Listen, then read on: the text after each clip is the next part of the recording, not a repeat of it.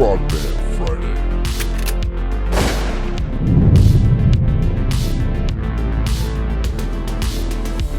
Yeah, boy. All right, guys, it's that time again. Welcome to the Frogman Friday show. Presented by Transcend, the best peptide and hormone therapy. They put your health first so you can live more and worry less.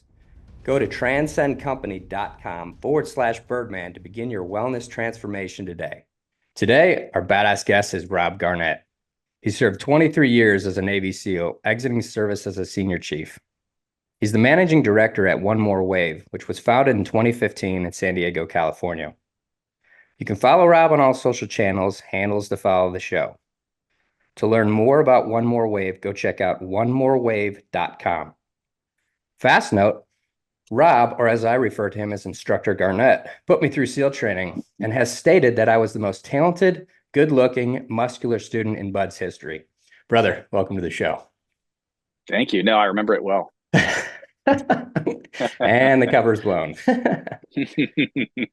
It's right on. Thanks for having me. Absolutely. It's very special to me because you did put me through SEAL training, and you always look up to your SEAL instructors. So pretty stoked, man. So let's dig in, man. You did 23 years in service. You got out, and obviously I didn't get to see you surf during Buds because I had other things on my mind like sand and wet and cold and tired and miserable. What got you into surfing, and then why'd you get into One More Wave? No, for sure. I'm from Southern California, so my mom would drop us off at the beach, so we were always in and out of the ocean, whether it's boogie boarding or surfing, probably from middle school on, and then just kept going. Obviously, when you get into the military, a lot of your kind of fun little things you do on the side get paused for a little bit. So I probably had a couple of years where I didn't surf, but pretty much the whole time, from little kid on, I've been in the water, in and out of the ocean, and surfing. So it's really been a lifelong thing. My mom would just drop us. It was like our babysitter, really, going to the beach. So surfing just became something we did all the time, or skateboarding, other things to get into trouble. But when we in the Navy, I did it. We went overseas, and sometimes you got to surf. There's lots of cool places that you probably would never get to go, except for when you're on deployment.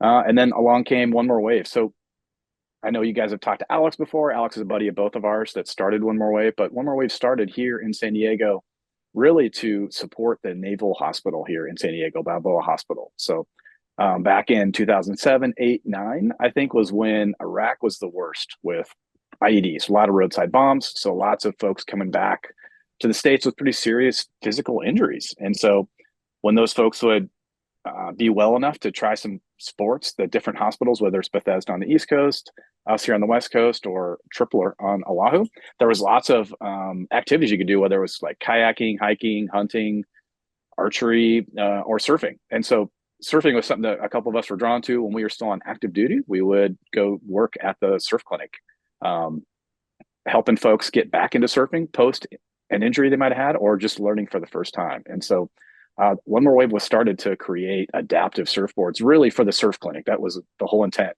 for Alex, was to make some boards for people that no one was making, whether that was surfboards with handles on the deck because someone's going to lay on their stomach to surf because they can't get up based on an injury, missing parts, whatever it might be.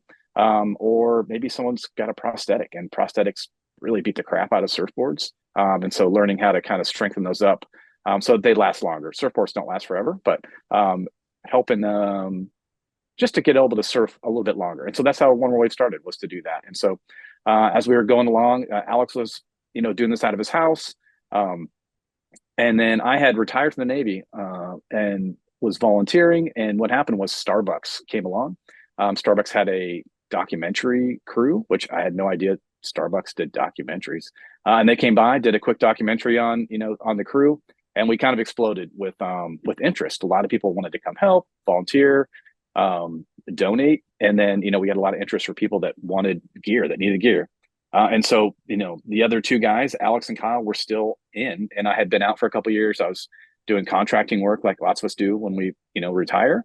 And I was just between contracts, and we decided, hey, one of us is going to have to do this full time. We can't do it after work anymore. And so that's how I kind of came on full time in 2017 to start taking on a lot of the admin work that would come in, which was a lot of interviewing folks and just kind of keeping it going. And and here we are now. The way we started funding it in the beginning was Alex was making t-shirts, and we'd sell them out of the back of his truck to kind of fund these surfboards. And now I think we're going to hit 740 boards this month or next month. Wow. We still sell t-shirts, but it's just on the website instead. But yeah, it all started kind of to support the surf clinic right here in San Diego. That's amazing. This is really interesting too. So I always find that, okay, so let me go back real quick. So you Yep. were making surfboards specifically for people with some type of disability, veterans with disabilities, active duty. Yep. And you teach as well. You have clinics where you teach surfing. Occasionally, we don't really do a lot of teaching, only because there's so many here in California, like from where we are in San Diego to, let's say, the north end of LA, Malibu. There's 8 charities that teach surf to veterans and first responders. And so really we were just filling the niche of gear because no one's doing gear. So we will teach some of the guys that are competing because they want to get into adaptive surfing. There's a couple of circuits or leagues here in the US. And so we'll kind of help and facilitate that. But as far as like teaching monthly, we really don't do that much. We may in the future, but right now we're just gear and we meet to surf, and we can probably talk a little bit about that more as we go. Okay. That's interesting. I've seen on your social media that you have some athletes that are competing, and it's pretty cool to see them go from being one of your guys who started with you, and then now they're doing that. That's pretty awesome. What is one more wave? What does that mean? Sure. It's just kind of it's an ode to, when you're out surfing, you've been in the water, you catch a great wave and you go, I'm just going to get one more, then I'll go in. And that's really how life is, right? We're just looking for one more great wave and then we'll go on to the next thing. And so the magic of surfing really, and a lot of things where you have to focus, all of your energy on, is it kind of lets your brain heal a little bit. If you're going through some depression, anxiety, PTSD, traumatic brain injury, all those things are pretty hard on your brain. And so when you can go do something that forces you to focus on exactly what you're doing, like riding a wave, it kind of pushes all that stuff to the side, because what we always say is the ocean doesn't care. If you're having a bad day and the ocean will still slap you in the face and knock you over and send you to the bottom and roll you across the sand.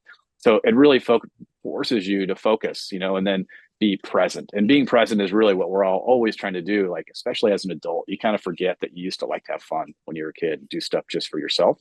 And so things like surfing really force you to focus, be present, and then just have fun. Who cares if you look stupid or you fall down or you crash into your friends? All that's the good stuff. That's amazing. You mentioned, okay, so you make boards, adaptive boards. The other side is gear. What kind of gear are you talking?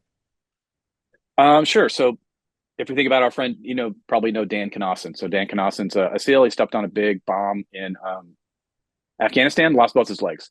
And so a lot of folks that have amputations or other injuries, they need specialized wetsuits. So we tailor wetsuits. We make wetsuits that fit people's specific needs. It's terrible to see someone that's a below the knee amputee hopping down the beach, getting ready to go surf, and the wetsuit is tied in a knot, in the spot where their prosthetic is. And so all those little things we will do. So we talked about surfboards. There's all kinds of other equipment. There's wave skis. Wave skis, just something you sit on to surf with. It just depends on everyone's need to, or kind of want, and how they'd like to kind of glide on the waves. When we think surfing, we think of stand-up kind of surfing, but you can surf on a boogie board. You can surf with just your body. You can surf on a giant longboard or a short board. There's all kinds of ways to kind of slide through the water. So any type of gear like that you might need to surf with, we do. So, and that could be, there's sometimes people have some injuries where they can't swim, but they still surf. And so they need some impact vests, like you might see the big wave surfers riding when they're going, but our folks might need them just so, when they fall off the wave and they're face down, we can keep them bobbing on the surface so you can flip them over. Because there's lots of folks with all kinds of different injuries that love to go out and surf that maybe might need some help. You mentioned some of the people that are competing. There's folks that are, one of the categories is prone assisted. And so that means someone's going to ride on their stomach and they need someone to push them into waves and someone to catch them too. So those are 3-person teams. You rotate pushing somebody out through the surf, and then somebody else will push them into a wave. And then you just keep cruising. So it just depends on what they need when it comes to gear. It could be wetsuits, surfboards, stand-up paddle boards, all kinds of stuff. That's really the fun part, is figuring out what's going to work for the particular, veteran or active duty person. We don't really advertise the active duty portion, just because as an active duty service member, you're not supposed to receive gifts. We do it anyways. I just, I can't get in trouble, but I don't want, the young service member, young Marine to get yelled at, by the boss. So we just don't advertise it, but we definitely support active duty folks too. What's kind of cool is groups like SOCOM, the Special Operations Command, they're actually starting to give prescriptions for surf therapy, and then that kind of okays us to buy surfboards for them. So that's been coming along slowly. That's legendary. That's amazing. It really is. Yeah. Well, I really like that. I mean, nothing you do is generic. Everything is customized. And like you said, that's the real fun part, but that's also the tricky part too, because you really have to individually work with that specific person. So you build a bond with them. So you get to know your people. That's really cool. No, for sure. Like you said, what we talked about off camera, I get to surf with my friends. That's really the amazing job I get to do here. So, but you're exactly right. Like many times. So let's talk about one of our guys. His name's Jose. He's a triple amputee. He has one arm. He's both his legs are gone. He's got his other arm is about elbow long. So it took us probably 3 or 4 boards to get it right for him. Just figuring out how he's going to hold on to it. How are we going to hook the handle in the middle? Because usually someone's riding pro and they have 2 handles, so you can grab it, but he's got one in the middle. How are we going to make it move back and forth? And so just all the little tricks we've learned, moving the fins on the bottom. Now, if you think about someone standing up surfing, the fins are always in the back because that's where your weight is. But we don't have any legs, so the weight's not back there. So you have to move the fins forward and find out how far forward can we do it before the person just does circles, because we made those before. We put them in and it doesn't work. So it just takes time and getting in the water with everybody, making time to go surf with them, just to make it magic. We want everyone to kind of feel like you're getting this amazing experience. We always kind of think of it like when we went on a cool trip when you're in the teams and you got there and you went to this cool school and they give you like a little goodie bag and you're like, oh, this is really neat. This is cool. We want that to be the same experience for everybody when they come and become a rider for One More Wave. We want them to get everything they need, and we want to keep them surfing as long as they want to keep going. So once they receive a grant from us, they're in it for as long as they want to keep surfing. So if they break the board, we make new ones or repair them. They need new wetsuits. They advance, especially the people that are competing. We're going to keep supporting them as long as they want to keep going. Jeez. So big question. What's it feel like to see them ride their first wave after you've done all the legwork? It's incredible, man. I mean, just to see the looks on everyone's faces, that pure joy that you get from doing something that's incredible to you, whether it's skiing down a mountain or, skydiving, it's pretty amazing to see the joy on people's faces. And it's even more rewarding, honestly, to talk to their spouses, whether it's a male, female, doesn't really matter, but they'll come up and go, hey, gosh, Rob's been such an asshole lately. And then you got him surfing. He's a better person at home now. Same thing, male and female, both. They'll be like, oh my gosh, this person that has been so angry for a long time based on whatever now has this crew that they're a part of. They get to go surf all the time. People care about them. And they realize once you're in the water, everyone's the same. It doesn't matter if you're missing parts. Everyone's just trying to do the same thing, which is talk a little trash and go surfing, maybe have some coffee and, do all the things that we really liked in the military, which were hanging out, being with somebody, being a part of something bigger than yourself, and trash talking. We all miss that. So true. That's the camaraderie. That's so good. That's real love right there. I'll ask you a question about surfing because I've been asked this a lot, and I'm no real surfer. I've surfed, but I am nothing good. What do you think is so difficult about getting actually to stand up on a board just generically when you're surfing? Why is it so difficult for people to get it? I think it's just a balance thing. It's kind of like if you think about trying to balance on a balance beam. If you look at your feet, it's much harder. If you look at the horizon, it's much easier. So I think it just has to do with people not being used to the ocean. When the people that do really well surfing right off the bat are people that are comfortable in the water. So if you're not comfortable in the water, then you're a little bit scared and you're having a hard time. So I think it just has to do with exposure to the ocean. But honestly, most people, we've run clinics where we teach surfing and we'll get everybody standing up the very first day within an hour and a half. But it really just takes one-on-one instruction. It doesn't really work like, and I'll just back up a little bit. The first couple boards we made were all wrong. And that was because people would just call me on the phone and go, hey, Rob, I grew up surfing. I'm ready for a board. I could use some help. And I go, cool. And everybody, you can guess, it was all guys and they all wanted performance short boards. And every single one of them could not ride the boards when they got them, to a man. And we're like, hey, what happened? And they all were like, well, I just thought I'd only get one board. So I thought I'd grow into it. And so we kind of learned a big lesson, which was, hey, we need to get in the water with people, kind of see where they're at, and make sure we can give them gear that they can use right now. And so we started occasionally teaching, getting out in the water with people. And if you just spend time with one person for 1 hour, you can get almost everybody surfing.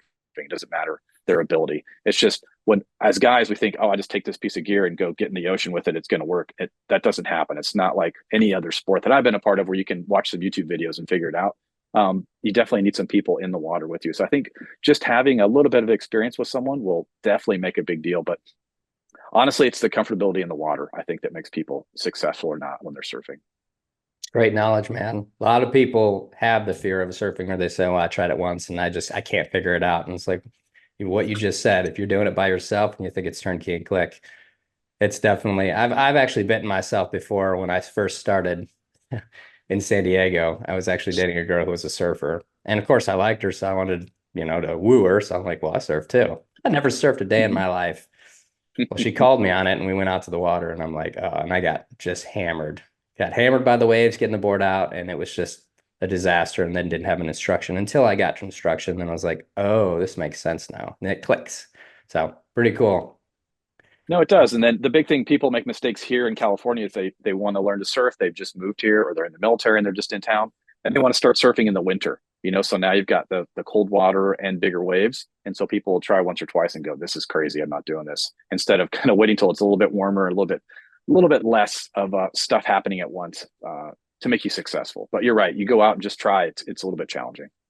So we started at Blacks and I didn't know anything of anything. And it's not just the sightseeing is interesting as well, for sure. For sure. But just the waves and how girthy they were, I was like, this is not today. This isn't working. So, well, big thing. What are events that you have? What's upcoming? What can people get involved in? Tell us a little bit about that. No, for sure. So early on, we kind of realized we would hand these boards to folks and think, oh, this is going to be the magic. This is going to help Ryan get out of this funk and go surf, and he's going to be stoked and things are going to change. And everyone started going, well, when are we going to go surfing? So we thought, okay, we can't just do gear. We need to have some community piece. And so what you're talking about is events. And so what we do is we have chapters, and chapters are just groups of people. It's not like a motorcycle gang where you get a patch.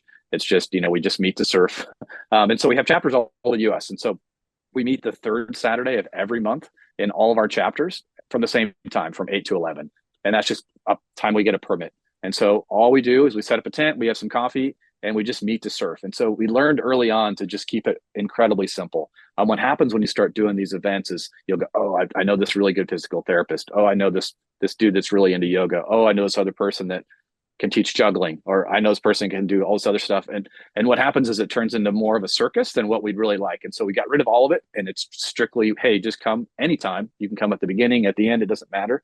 Just come and surf. Because what we saw was people would skip certain parts on purpose. They're like, I don't want to stretch.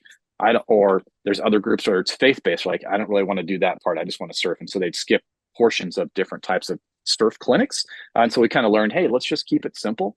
Let's just make it, hey, we'll show up, we'll have coffee, we'll have a tent, give away some stickers. If we're going to give away a board in that city, we'll do it then. But all we do is just meet and surf. And like I mentioned before, everyone likes a little trash talking, stare at the waves, talk about how awesome we are, and then go surf and show how silly we all are really in the water. But that's how we do it. So we've got one here in San Diego. We have one in Oahu. We have one in Virginia Beach, Surf City, North Carolina. And then 2 in Florida now. So New Smyrna Beach. And then all the way down at Fort Pierce by the SEAL Museum, there's one now too. So we're always trying to grow them. There's one in Texas where you guys are at, where they do wake surfing near Houston. It's pretty seasonal because people don't do it year round. It's kind of end of spring, summer, and then put the boats up for a bit. But there's a chapter there. And then all people have to do, if you want to join a chapter, is get on the website. You don't need to be a vet at all. You can be anybody that likes to go to the ocean. And you just sign up, and then you'll be in a chat group, and they'll just talk about when they're going surfing. And what we found is that's great because it's just a chatting group to talk about surfing. So aside from our monthly meetups, if people want to go surf, they just hop in there and go, hey, I'm going to go to Blacks. Anyone want to go? I'm in Florida. I'm in Fort Pierce. I want to go surf. It just gives people more other veterans, first responders, all kinds of people in these groups. There's literally probably a couple thousand people in these groups spread across the US. And it just gives people more opportunities to go surf. And one of the things that we didn't even think about is people that need help, assistance, like somebody in a chair. I'll go, hey, I'm going to surf in Oceanside. I'm good once I'm in the water, but I need that 100-yard transition of the beach. I could use some help. And 10 people will go, oh, I'll be there, bro. Let me go help you out. And so it's really just made this cool family of just enabling more folks to go surf. And nobody needs any more social media, so no one's posting pictures of their breakfast burrito or their really good poke bowl or whatever it is. It's just, hey, let's go when we go surfing. And so those groups have really worked out. And so, and one thing I've mentioned is we talked a lot about like severe physical injuries. Luckily, that's 25% or less of the people that we kind of serve. Lots and lots of people need some help that have some PTSD, have some depression, have some anxiety, got banged around in a Humvee, so they got some traumatic brain injury. Maybe they didn't ever go to a combat zone, but they're still could use some camaraderie. All those people, everyone, you're always welcome to apply for gear. You don't have to be missing limbs. Like I said, we're very fortunate, especially now. We're not in an active war. There's not a lot of those folks coming back. So everyone deserves to come surf. If we can help you out, we will. I used to spend a lot of time pre-COVID. I'm trying to get back in now, going to some of the VA rehab centers and talking to the folks that are in there. When folks are coming out of those programs, they're availed of all kinds of abilities to do different types of more healthy, activities. And so surfing is one of them. So we go and I got talk, we'll get boards to all those folks. They'll come to events. So it's cool just trying to get everyone back in. And we're, one of the big things for us is we're not just post 9/11. So we have folks from Vietnam we've made boards for, and people that got injured in Syria. So it's open to everybody. Everyone's welcome to come. I don't care if you got kicked out because you had a tough run at the end of your service. You probably need more help than the people that made it out without that. So we're open to everybody. Just, hop on and apply if you think you need help. Just, you got to be by the coast. Unfortunately, we're not shipping surfboards to Michigan. I know there's those 3 hardcore dudes that surf the lakes in the winter, but the rest of us aren't surfing with the frozen beard. But so if you're coastal and you want to go surf, man, reach out to us. That's amazing. Well, that sounds like that team, it's a tribe. You've created this tribe around the country that's growing, which leads me into the biggest thing. Like, how can people help you? Where do you guys feel you need the most help, support? How do we do that for you? No, for sure. I mean, all this costs money, right? So donations are always big. We're doing fundraising. We're going after grants. So if you feel inclined to donate, you can donate on the website. You can, if you're in one of those coastal areas and you have good equipment, not your snapped in half surfboard that is your lawn art in the backyard, you can donate it. We'll give it away to some vets that might be in need. If you want to come volunteer, sometimes we need volunteers on the beach. Sometimes we need backside support. Everyone wants to push people in the waves, but sometimes we need help answering emails or doing taxes or stuff like that. So if you have a strength and you're like, hey, I'm a really good marketing person, please reach out. I'm sure we can find something. Everyone's able to contribute in the way that they can. So just reach out. All these groups, San Diego alone, San Diego County has, last time I checked, 3,800 nonprofits that are veteran based.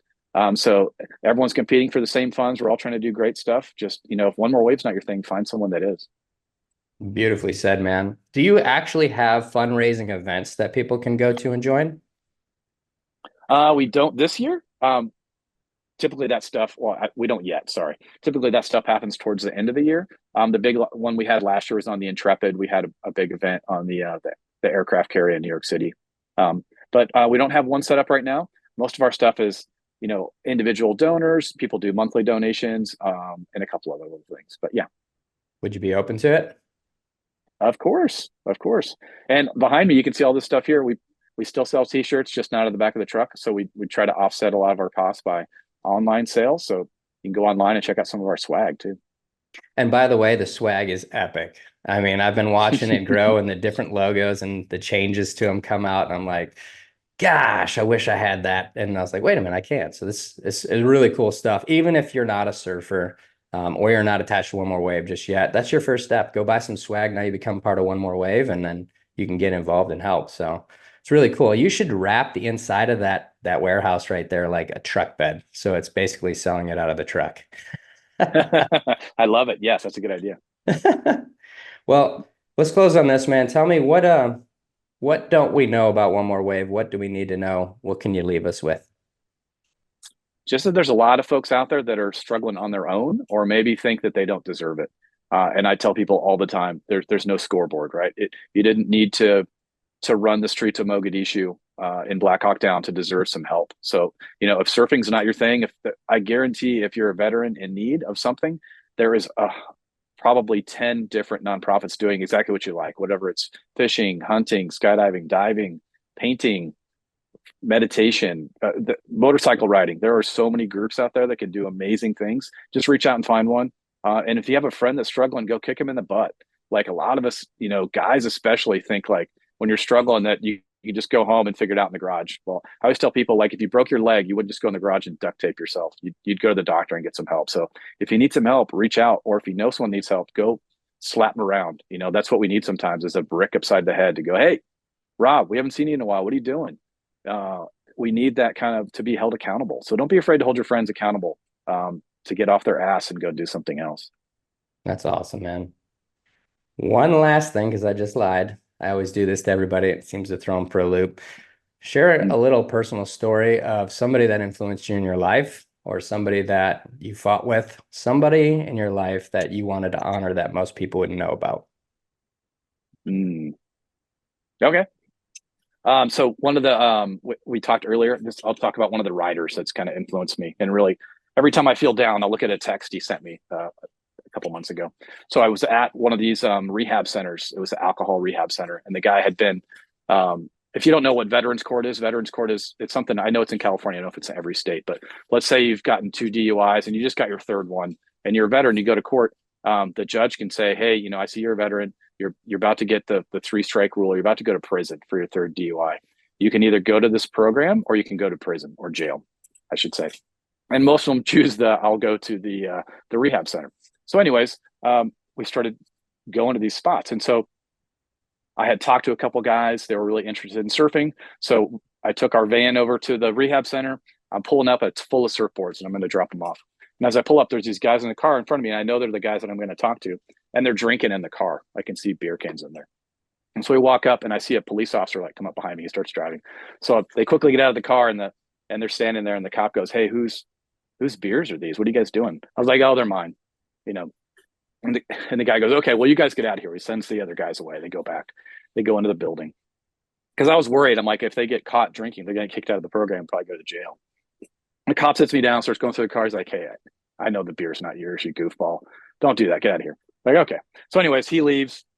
The guys come back out and one of the guys goes, hey, Rob, no one's ever done anything nice like that for me before. You don't even really know me. And you're ready to like take the heat from me. I'm like, it's all good, man. We're good. So about a month later, he goes, hey, man, I just wanted you to know that I'm still sober. I haven't been drinking since then. I stopped drinking. And it really turned me around. It really made me think that, everyone isn't out to get me. And then I hadn't heard from him for months and months and months, actually a couple of years. And about 6 months ago, he reached out to me. He's like, hey, man, just want to say, I still appreciate what you did for me. He's like, I got on with the fire department up in Central California. He's like, I've been a firefighter for a couple of years now. It's fantastic. He's like, thank you. And it really impacted me like, hey, man, just those little bits of kindness that you don't even know. To me, that was just a silly thing that you would do for a friend was super impactful for him, and it really, I don't know that it changed his life, but it definitely like made him have a little data point to go, you know what, someone out there kind of gives a shit about me. And it was super impactful for me. It made me want to keep going. And so, sometimes you have a down day, you're like, man, this is a drag, just being able to, I'll pull up that text and it'll make me kind of smile. So that was super impactful for me. And it really kind of made my day. And that was years ago that happened. So it was really cool that he reached back out to me and it helped me too. Cause really this is therapy for me as much as everybody else. Right. I get to help people. I get to help fulfill things. I get to be a part of something bigger than myself. I get purpose back. So it's been fantastic for me. So that was an incredible encounter that I had with one of our guys. Amazing, man. Amazing. I can't thank you enough for sharing. It's really cool what you guys have created and what you're doing. I wish that I lived on the coast so I could jam out with you guys, but when I make it to San Diego, I'll definitely be reaching out and we'll hang out for sure. Love it. Love to see you, buddy. Yeah, man. That's Rob Garnett, badass Navy SEAL. Go check out onemorewave.com. Go make a donation, buy some sweet swag.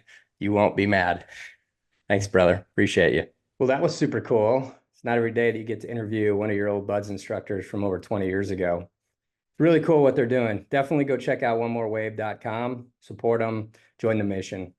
Also, always remember to check out transcendcompany.com/Birdman. Start your health and wellness journey today. A couple hot topics right now. I got charities that I want to definitely press out in case you don't know them. Follow them, support them.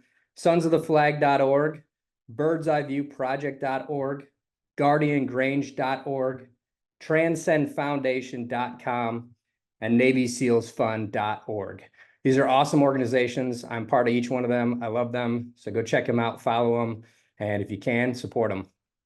If you're a history buff, check out the book Sons of the Flag, Last 100 Years of Real American Service. It's on Amazon.